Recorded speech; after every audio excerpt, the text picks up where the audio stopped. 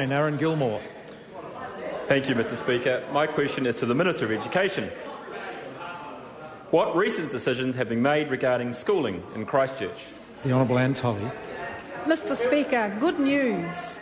I'm pleased to inform the House that full pre-earthquake operational funding for Christchurch schools is to be extended until the end of the year.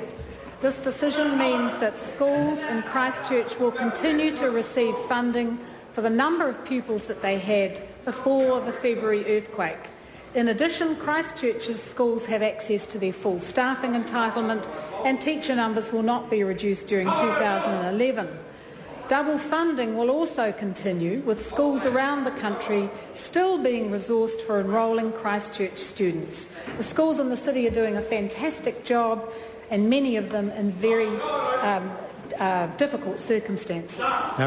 Aaron Gilmore, supplementary question. Supplementary question to the Minister. What other decisions have been made to support schooling in Christchurch? The Honourable Anne Tolley. Mr. Speaker, we put in a great deal of support for schooling in Christchurch.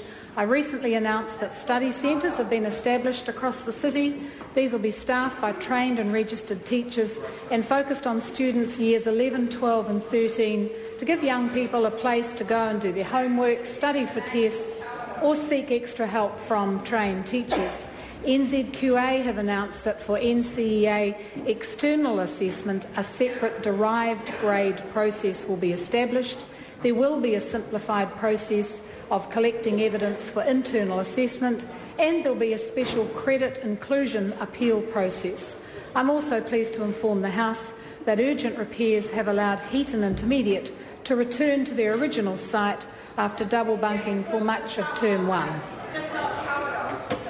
The Honourable Leanne Dalzell. Mr. Speaker, will she consider extending the pre-earthquake operational funding and staffing levels until the end of 2012, given that the Ministry will otherwise notify the affected schools of next year's reduced staffing entitlements in October at a time when they will need to be focused very much on the needs of their students living in very damaged homes and very damaged suburbs? The Honourable Anne Tolley. No, Mr. Speaker, we are putting in a great deal of support, and there will be support available for schools as they work through that difficult process.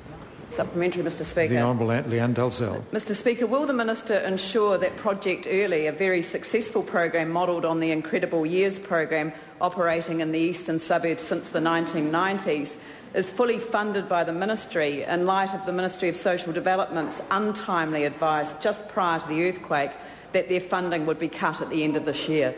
The Honourable Anne Tolley. Mr. Speaker, I'm not aware of that program, but what I can say to the member is that the sector itself, the education sector itself, actually decided to focus on Incredible Years as part of the Positive Behaviour for Learning plan, and if there is a need, I'm quite happy to receive some information from that member about it. Question number 10, Sumaroni.